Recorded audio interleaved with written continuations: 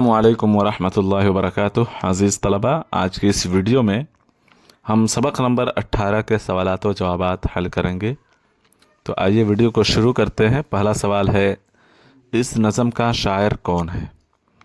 تو اس کا جواب ہوگا، اس نظم کے شاعر محمد شفیع الدین نیّر ہیں۔ اس نظم کے شاعر محمد شفیع الدین نیّر ہیں۔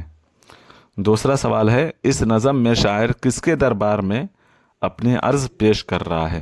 تو اس کا جواب ہوگا، اس نظم میں شاعر اللہ کے دربار میں اپنی عرض پیش کر رہا ہے۔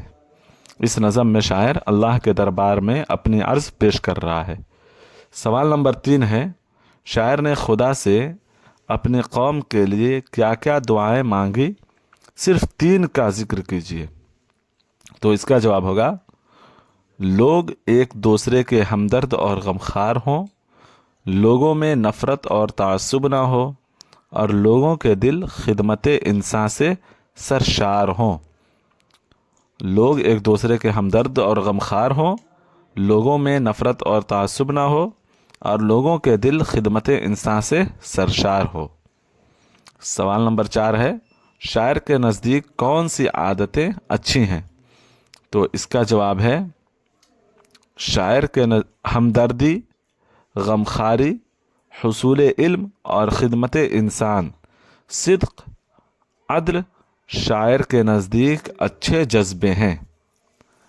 ہمدردی، غمخواری، حصول علم اور خدمت انسان، صدق، عدل شاعر کے نزدیک اچھے جذبے ہیں۔ سوال نمبر 5 ہے، شاعر کے نزدیک کون سے عمل برے اور ناپسندیدہ ہیں؟ تو اس کا جواب ہے، شاعر کے نزدیک نفرت، تعصب، بیکار رسمیں، طاقتور کا کمزور پر ظلم کرنا ناپسندیدہ اعمال ہیں۔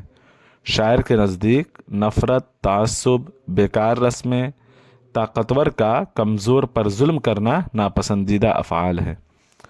امید کرتا ہوں کہ آپ کو اچھی طرح سے باتیں سمجھ میں آ گئی ہوں گی۔ اگر آپ اس چینل پر نئے ہیں اور آپ کلاس 6 میں ہیں تو آپ اس چینل کو سبسکرائب کیجئے اور کمنٹ بھی کیجئے۔